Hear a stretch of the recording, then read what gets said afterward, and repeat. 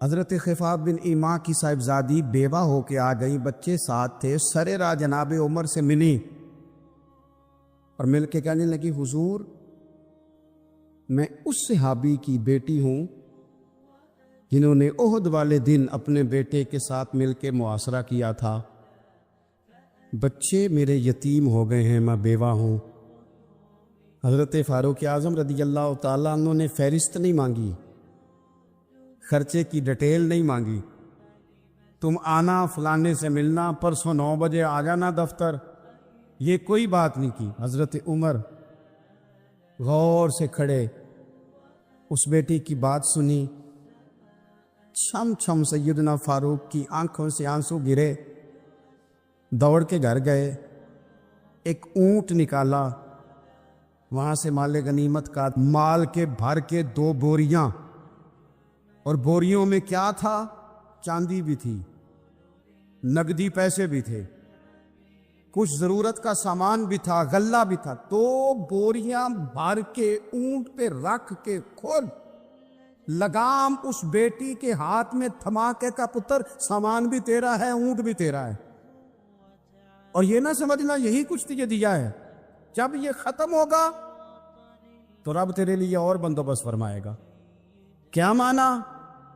کہ ڈیوٹیاں لگا دی گئی ہیں، ہمیں پتہ ہے یہ سامان کب تک ختم ہو جائے گا، پیسے کب تک ختم ہو جائیں گے، تیرے لیے میں نے نئے حکم بھی جاری کر دیے ہیں۔ ایک شخص نے کہا حضور ایک بیوہ کو آپ نے کچھ زیادہ ہی نہیں دے دیا؟ کہا ایک ہی خاتون کو آپ نے اتنا نہیں دے دیا؟ تو حضرت عمر ناراض ہو گئے، فرمانے لگے تجھے تیری مار ہوئے،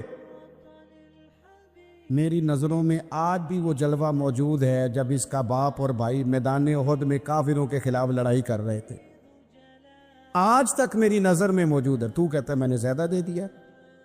عزیز دوستو، عرب شریف کے اندر بے شمار مسائل تھے، بت پرستی، عقیدے کا بگاڑ سب سے بڑا مسئلہ تھا۔ اس کے بعد پھر عورتوں پر ظلم ہے، غلاموں کو بیچا جاتا ہے، لوگ ایک دوسرے کے حقوق غصب کرتے ہیں، ڈھیروں مسائل تھے، اور صدیاں بیت گئیں۔ حضرت عیسیٰ علیہ السلام کے بعد آسمان سے کوئی وحی نہیں آئی، زمین و آسمان کا رابطہ نہیں ہوا، بے شمار مسائل تھے جن پر فوری اصلاح کی ضرورت تھی۔ لیکن جو پہلی وحی آئی ہے نا غار حرا میں، جو صدیوں بعد زمین کا آسمان کا آپس میں پہلا رابطہ ہوا ہے، وہ نہ تو بظاہر عقیدہ توحید پر ہے، نہ عورتوں کے حقوق کی بات کرتی ہے، نہ غلاموں کی بات کرتی ہے۔ جو پہلی وحی نازل ہوئی ہے وہ وحی یہ کہتی ہے کہ اقرأ بسم ربک الذی خلق، پڑھو اپنے رب کے نام سے جس نے پیدا کیا ہے۔ جو پہلی وحی نازل ہوتی ہے وہ یہ کہتی ہے کہ اپنے رب کے نام سے پڑھو۔ معنی کیا ہے؟ کہ پڑھو گے نا اللہ کے نام سے، کتاب و سنت کو پڑھو گے تو عقیدہ توحید بھی ٹھیک ہو جائے گا، عورتوں کے حقوق کی بھی سمجھ آ جائے گی۔ یہ جو اسٹیج پہ دوست بیٹھے ہیں انہیں موبائل نہیں چلانا چاہیے، ان کے لیے تو بالکل درست نہیں ہے۔ اللہ سلامت رکھے آپ حضرات کو۔ توجہ تقسیم ہوتی ہے نا، سامنے والے تو آپ کو دیکھتے ہیں، توجہ تقسیم ہوتی ہے۔ آپ مہربانی فرمائے صرف سنیں، نیچے چلے بیٹھے ہیں ان کا معاملہ ہو رہا ہے۔ بھائیوں، پہلی وحی جو نازل ہوتی ہے وہ علم کی بات کرتی ہے۔ تعلیم اتنی بڑی روشنی ہے جس کی وجہ سے سارے اندھیرے ہی ختم ہو جاتے ہیں۔ بعض اوقات نا اندھیرے زیادہ ہوتے ہیں اور اس اندھیرے کی وجہ سے موذی بھی زیادہ جمع ہو جاتے ہیں۔ کسی کمرے میں اندھیرا ہو تو سانپ بھی آ گیا، بچھو بھی آ گئے، چھپکلیاں بھی آ گئیں۔ اب اگر آپ اندھیرے میں ان سب کو مارنا چاہیں گے تو نہیں مار سکیں گے، ہاتھ نہیں آئیں گے، تکلیف ہوگی۔ ان سارے موذی جانوروں سے بچنے کا بہترین حال یہ ہے کہ کمرے میں اجالا کر دیں۔ آپ کے لائٹ جلاتے ہی بہت سارے جانور تو ویسے ہی بھاگ جائیں گے، مارنے ہی نہیں پڑیں گے۔ تو یاد رکھیے کہ اندھیرا کفر کا ہو، شرک کا ہو، ظلم کا ہو، جبر کا ہو، اس کا علاج کیا ہے کہ علم کا چراغ روشن کر دو۔ علم کی روشنی آپ کو پتہ ہے جو جاہل پیر ہوتا ہے نا، وہ اپنے آستانے پہ مدرسہ نہیں بناتا۔ کیوں؟ کہ جو پرانے وڈیرے ہوتے تھے نا، اللہ ماشاءاللہ سارے نہیں، لیکن جو پرانے وڈیرے ہوتے تھے وہ اپنے گاؤں میں اسکول نہیں بننے دیتے تھے۔ جو جاہل تھے وہ کیوں نہیں بننے دیتے تھے؟ وہ کہتے تھے اگر غریبوں کے بچے پڑھ گئے تو ہماری بھینسوں کو چارہ کون ڈالے گا، پڑھنے نہیں دیتے تھے۔ جاہل پیر اپنے آستانے پر مدرسہ نہیں بننے دیتا، اس کو پتہ ہوتا ہے اگر یہ بچے پڑھ گئے تو مجھے پیر کون مانے گا، میرا تو سودا ہی جہالت کی وجہ سے بکتا ہے، اگر یہ پڑھ گئے تو پھر مجھے تھوڑی مانیں گے، ان کو سمجھ آ جائے گی کتاب و سنت کیا کہتی ہے۔ علم کی روشنی، کتاب و سنت کا علم، یہ آپ کو باطنی طور پر توانا کرتا ہے۔ یہ دور آیا ہے لوگ موٹیویٹ ہونا چاہتے ہیں، اس کے لیے موٹیویشنل اسپیکرز کے پاس جاتے ہیں کہ مجھے قائل کر دیا جائے۔ میاں بیوی کے باہمی معاملات ایک بہت بڑا اور اہم ایشو ہوتا ہے۔ آپ کو پتہ ہے کسی گھر کے اندر گھر بھی کشادہ ہو اور اولاد بھی ہو، ساری نعمتیں موجود ہوں، لیکن میاں بیوی کا پیار نہ ہو، اس گھر میں رہا نہیں جا سکتا۔ ساری آسانیوں کے باوجود اس گھر میں اذیت ہوتی۔ اب اس پر کتابیں لکھی جاتی ہیں، اب تو باقاعدہ سیشن ہونے لگے ہیں، لوگ موٹیویٹ ہوتے ہیں کہ حقوق کا پتہ چلے، ایک دوسرے کے ساتھ گزارا کیسے کرنا ہے۔ میں کہتا ہوں آپ ساری تعلیمات چھوڑیں، قرآن و سنت سے فیض لیں، آپ کا سینہ روشن کر دے گا۔ ایک جملہ قرآن مجید کا، ہن لباس لکم وانتم لباس لہن، مرد عورت کا لباس ہے، عورت مرد کا لباس ہے۔ یہ ایک جملہ قرآن مجید کا، صرف ایک، مرد عورت کا لباس ہے اور عورت، یہ صرف ایک جملہ سمجھ میں آ جائے نا، آپ کبھی غور کریں تو آپ کو اندازہ ہوگا۔ بڑی باتیں یہاں، بڑے خوبصورت پہلو علماء تفسیر نے چھیڑے ہیں۔ 3 باتیں عرض کرتا ہوں۔ علماء نے لکھا ہے مرد عورت کا لباس ہے۔ یہ دیکھیں کتاب و سنت کے علم کی روشنی کا کیا حال ہے۔ مرد عورت کا لباس ہے اور عورت مرد کا لباس ہے۔ فرماتے ہیں پہلی بات یہ ہے کہ گرمی ہو یا سردی ہو، جسم کو موسم کی شدت سے لباس ہی بچاتا ہے۔ آپ یعنی سخت گرمیوں میں بھی لوگ کہتے ہیں سر پہ کپڑا لے لو تاکہ دھوپ کی تمازت سے بچ سکو۔ گرمی ہو یا سردی ہو، موسم کی شدت سے لباس بچاتا ہے۔ تو میاں بیوی بھی ایک دوسرے کو حالات کی شدت سے بچاتے ہیں۔ یہ اس رشتے کی خوبصورتی ہے۔ پھر آپ یہ دیکھیں کہ بعض اوقات جسم پر دھبے ہوتے ہیں، عیب ہوتے ہیں، لباس پہن لیں تو سارے چھپ جاتے ہیں۔ معنی کیا ہے؟ میاں بیوی ایک دوسرے کے عیب چھپاتے ہیں۔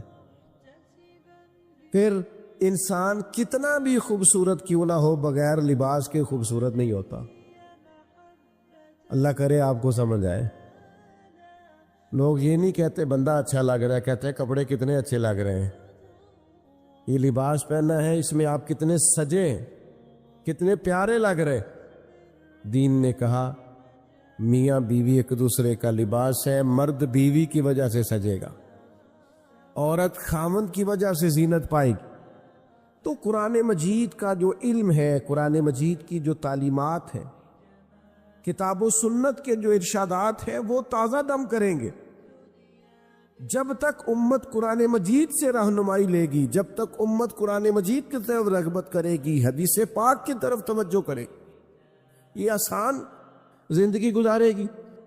لیکن ہم نا برکت کے لیے تو قرآن مجید پڑھتے ہیں، نئی دکان شروع کرتے ہیں، لوگ تلاوت کراتے ہیں نا وہاں، کس لیے؟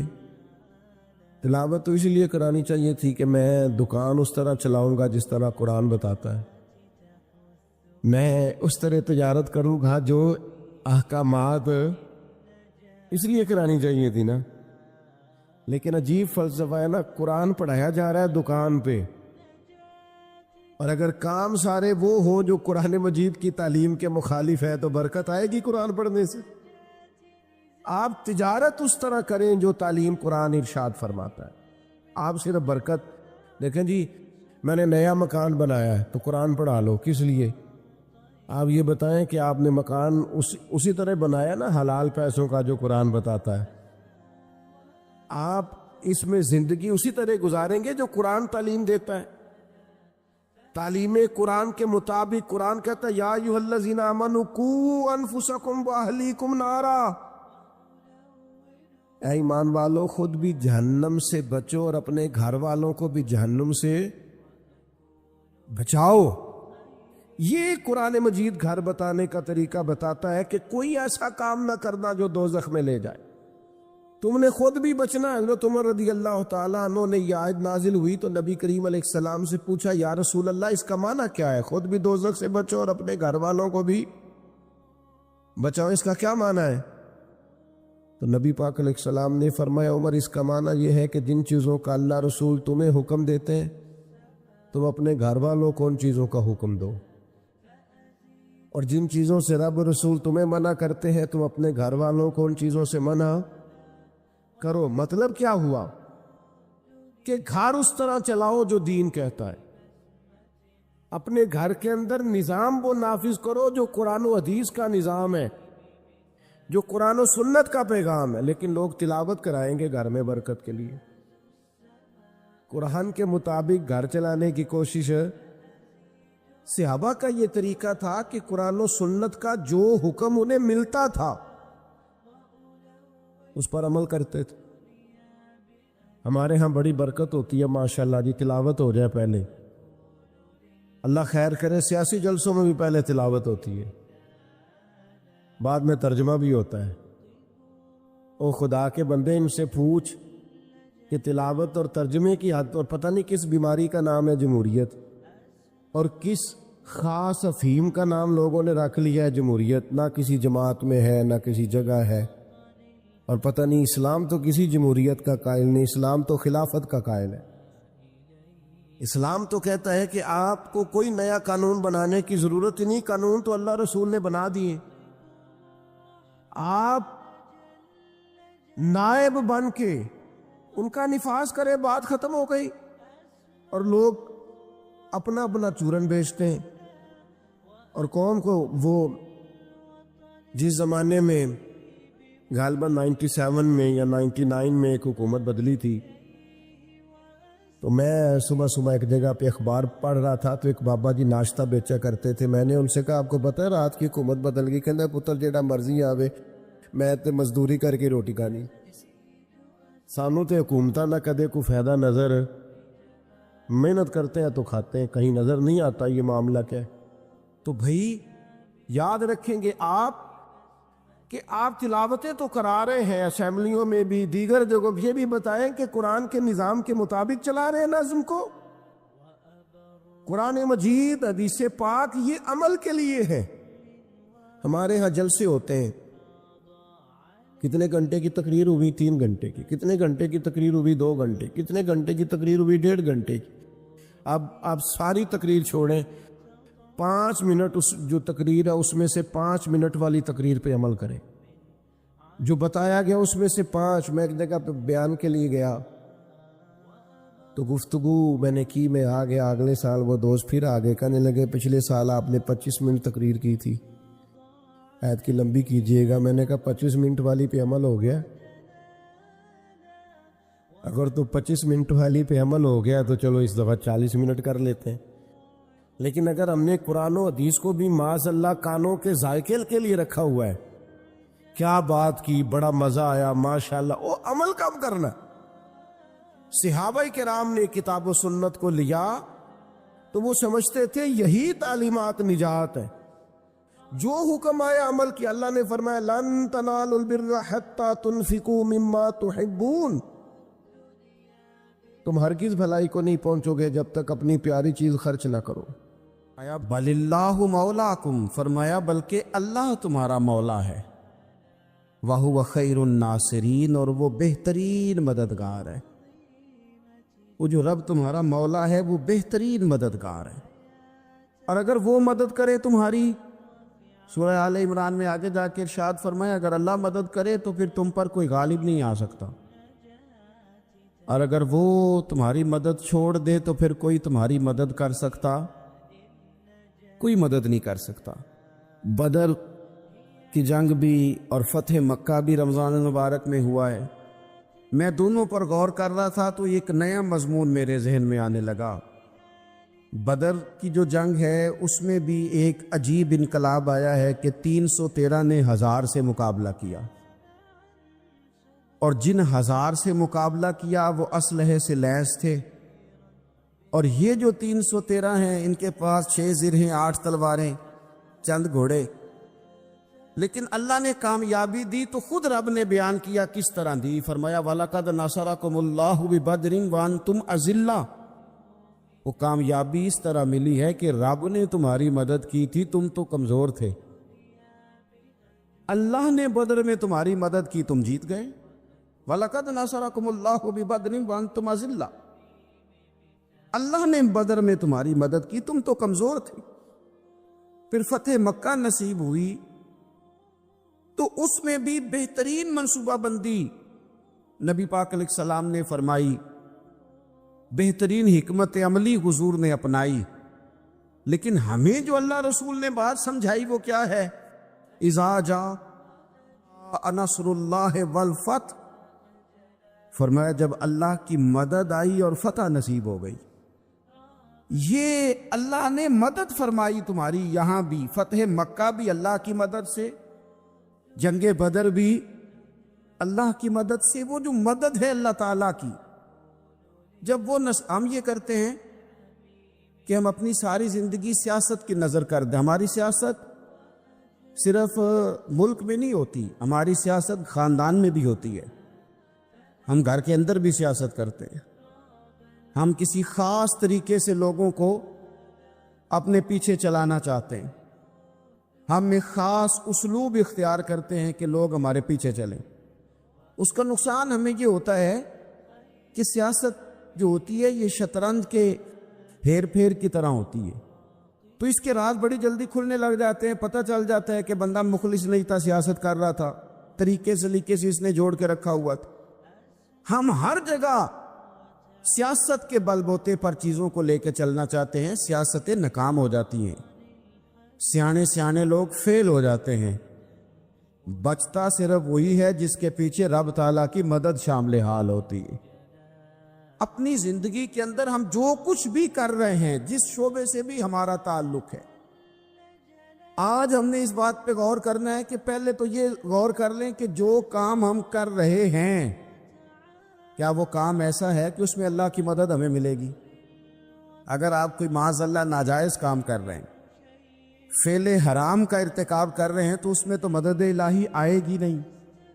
پہلے تو یہ دیکھیں جو کر رہے ہیں وہ کام مدد الہی والا ہے، اور اگر اللہ تعالیٰ کی مدد والا وہ کام ہے پھر اس پر غور کریں کہ کیا ہم نے مالک سے مدد کا سوال کیا ہے، ہمیں مدد میسر آ رہی ہے۔ وہ میں نے بزرگوں سے ایک بات سنی تھی، وہ بڑی یاد رہ گئی۔ وہ فرمایا کرتے تھے قابلیت بھی بڑی چیز ہے لیکن قبولیت سب سے بڑی چیز ہے۔ قابل ہونا بھی بڑی بات ہے لیکن زیادہ بڑی بات یہ ہے کہ اس کی بارگاہ میں قبول بھی ہے کہ نہیں۔ اپنی زندگی میں اللہ کی مدد کی طرف بڑھیں، مالک کی مدد کا حصول اختیار کرنے کی کوشش کریں، اللہ کے ساتھ اپنے آپ کو جوڑیں۔